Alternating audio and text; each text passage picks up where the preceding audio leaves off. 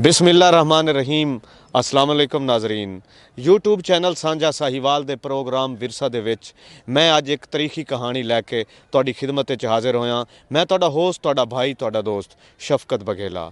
तुसी मेरा YouTube channel subscribe करो, अगर नहीं कीता तो बैल आइकॉन ते तुसी क्लिक करो ताकि मेरियां आवन वालियां नवीं वीडियोज़ ते कहानियां तुहाडे तक पहुँचदियां रहन। अज तुहानूं असीं साहिवाल दे तारीखी पिंड सठ बुरा जाला दे बारे दस्सांगे कि इस पिंड नूं सठ बुरा जाला क्यों कहा जाता है। लेकिन तुसी एक काम करना है, तुसी साडा यूट्यूब चैनल सबसक्राइब करना है। अगर तुसी अजे तक साडा चैनल सबसक्राइब नहीं कीता तो कर लो ताकि साडियां मजीद आवन वालियां वीडियोज़ ते कहानियां तुहाडे तक पहुँचदियां रहन। ते वेखदे रहो सांझा साहिवाल। सठ बुरा जाला साहिवाल शहर तो चढ़दे आले पासे वाक़या है। इस साहिवाल तो तकरीबन 15 किलोमीटर का सफर है ते असी इस वेले मेन लाहौर मुल्तान रोड ते वाक़या अड्डा यूसुफ वाले तो सठ बुरा जाले नूं जा रहे हैं। इस पिंड नूं एक छोटी जी सड़क जांदी है। रस्ते दे विच सोहणे रब दी सोहनी कुदरत दे सोहणे सोहणे नज़ारे वेखण नूं मिले। खूबसूरत खेत खलियान ते फुलाई किकरां ते टाली दे सघणे बूटियां दी छां ने पिंड दे अंदर दाखिल होंदे तक साडा साथ निभाया ते हुण असी इस पिंड सठ बुरा जाले विच दाखिल हो चुके हां। थाणा यूसुफ वाले दा पिंड 60 ਜਿਹੜਾ बुरा जाले तो मशहूर है।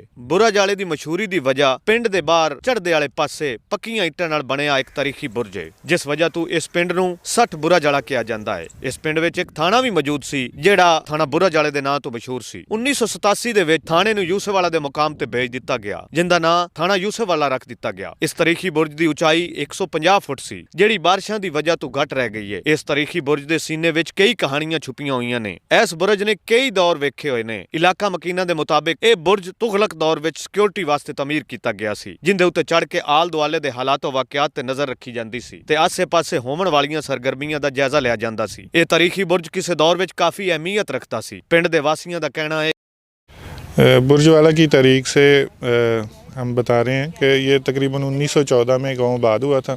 उससे पहले कि ये जो बुर्ज नज़र आ रहा है आपको मेरे पीछे, ये उससे काफ़ी मतलब 100-150 साल पुराना है। हमारी तारीख है, हमारे बुज़ुर्गों ने हमें बताया कि ये हमारे जब इधर आबाद हुए हैं उससे भी पहले का था। उससे पहले एक शहर यहाँ पे आबाद था, वो भी मतलब उसकी भी तहरीक है, यहाँ पे वो गर्क हो गया। और उसके कुछ हम जहाँ पे जब बारिश होती है, जब बच्चे थे तो यहाँ पे आया करते थे और कुछ नवादरात भी हमें मिलते थे। उसमें मिट्टी के बर्तन थे, कुछ मोती थे, वो अभी जो मेरे दादाजी अभी ज़िंदा है, उनकी तकरीबन जो उम्र है वो 90 के करीब है। उनके पास वो तस्बीह मेरे वालिद साहब ने उनको बना के दी हुई है, अभी तक मौजूद है उनके पास। ਕਦੀ ਇਹ ਹੜਪਾਈ ਤਰਸ ਦਾ ਇੱਕ ਸ਼ਹਿਰ ਵੀ ਆਬਾਦ ਸੀ ਜਿਹੜਾ ਗਰਕ ਹੋ ਗਿਆ ਸੀ। ਤੁਗਲਕ ਦੌਰ ਔਰ ਅੰਗਰੇਜ਼ ਦੌਰ ਦੇ ਵਿੱਚ ਇਹੋ ਜਿਹੇ ਕਈ ਬੁਰਜ ਤਮੀਰ ਕੀਤੇ ਗਏ ਸੀ, ਜਿੰਦੇ ਵਿੱਚ ਸਤਗਰਾ ਬੁਰਜ, ਬੁਰਜ ਜੀਵੇ ਖਾਨ, ਬੁਰਜ ਪਿਪਲੀ ਪਹਾੜ, ਬੁਰਜ ਦੀਪਾਲਪੁਰ, ਬੁਰਜ ਸਿਕੰਦਰ ਚੌਕ ਸ਼ਾਮਿਲ ਨੇ। ਇਹ ਸਾਰੇ ਬੁਰਜ ਸਾਹੀਵਾਲ ਡਿਵੀਜ਼ਨ ਵਿੱਚ ਮੌਜੂਦ ਨੇ। ਅਗਰ ਇਹਨਾਂ ਬੁਰਜਾਂ ਨੂੰ ਹਕੂਮਤੀ ਸਰਪ੍ਰਸਤੀ ਹਾਸਲ ਹੋਵੇ ਤੇ ਮਹਿਕਮਾ ਸਾਰੇ ਕਦੀਮਾ ਇਹਨਾਂ ਦੀ ਤਰਫ ਤਵੱਜੋ ਦੇਵੇ ਤੇ ਇਹ ਸਫਾ ਹਸਤੀ ਤੋਂ ਮਿਟਣ ਤੋਂ ਬਚ ਸਕਦੇ ਨੇ। ਅਗਰ ਤੁਹਾਨੂੰ ਅੱਜ ਦਾ ਸਾਡਾ ਪ੍ਰੋਗਰਾਮ ਚੰਗਾ ਲੱਗਾ ਹੈ ਤੇ ਸਾਡੇ ਚੈਨਲ ਸਾਂਝਾ ਸਾਹੀਵਾਲ ਨੂੰ ਸਬਸਕ੍ਰਾਈਬ ਕਰੋ ਤਾਕਿ ਸਾਡੀਆਂ ਮਜ਼ੀਦ ਆਉਣ ਵਾਲੀਆਂ ਵੀਡੀਓਜ਼ ਤੇ ਕਹਾਣੀਆਂ ਤੁਹਾਡੇ ਤੱਕ ਪਹੁੰਚਦੀਆਂ